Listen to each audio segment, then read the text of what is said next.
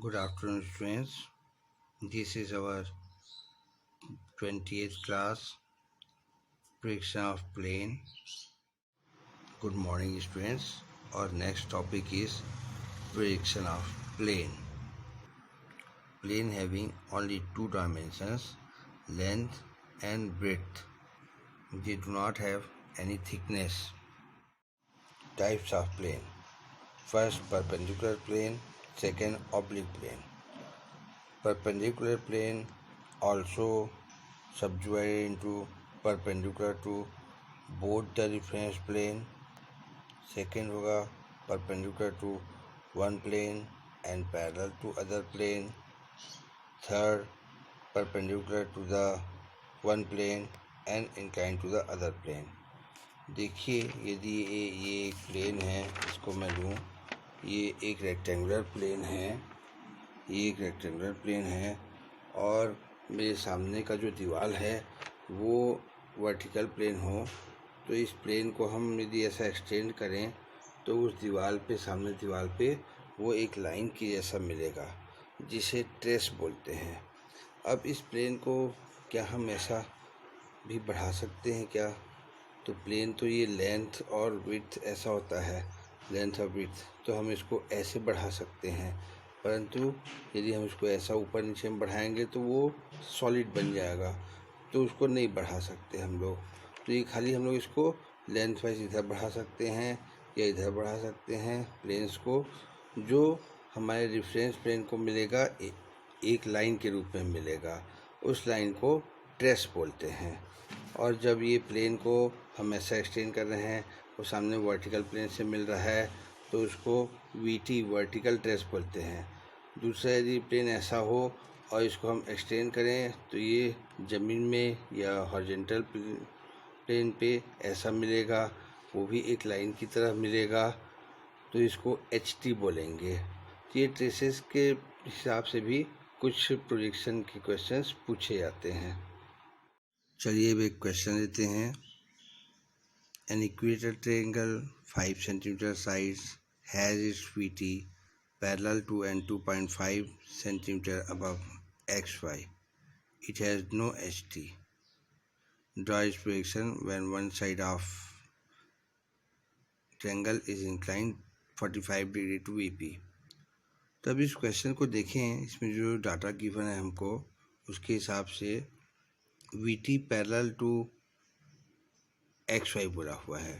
तो VT यानी जब किसी प्लेन को हम एक्सटेंड करें और वो वर्टिकल प्लेन पर मिले तो उसको VT बोलते हैं।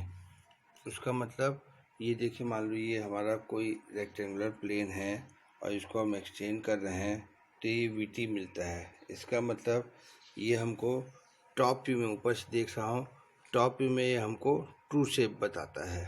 ये स्क्वायर नहीं, इस क्वेश्चन में ट्रायंगल है, ट्रू शेप बताता है। तो इसे हम टॉप व्यू से बनाना स्टार्ट करेंगे। टॉप व्यू में सबसे पहले यहाँ पे हम 45 डिग्री XY खींचे, 45 डिग्री पे ट्रायंगल बनाएंगे। ये पॉइंट C अपने मन से मैंने पहले ले लिया है। उसके बाद 5 सेंटीमीटर का लेंथ कट किया, A पॉइंट मिला। फिर आर्क लेके AB और CB कट किया 5 सेंटीमीटर का लेंथ का, तो हमको ये इक्विलेटरल ट्रायंगल मिला।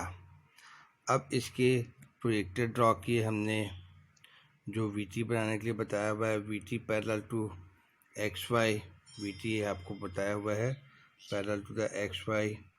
तो ये VT parallel to the XY हमने बनाया और ये 2.5 सेंटीमीटर के अबव पे ये हमको A' पॉइंट मिल गया, वही 2.5 सेंटीमीटर पर रहेगा। ये C पॉइंट का C' और ये B पॉइंट का B' हमको प्रोजेक्टर मिल गया। तो ये टॉप व्यू को हम फ्रंट व्यू को डार्क करेंगे और ये जो ट्रायंगल बना हुआ है हमारा, इसको हम लोग डार्क करेंगे। ये हमारा प्रेडिक्शन क्वेश्चन कंप्लीट हो गया। आइए हम लोग नेक्स्ट क्वेश्चन सॉल्व करते हैं। यहाँ पे एक स्क्वायर है ABCD, 50 mm इसके साइड्स हैं। एक corner A in the HP, corner A को HP पे रखा और इस diagonal AC incline 30 degree to HP, AC 30 degree करना है। And BD inclined 45 degree to VP and parallel to the HP.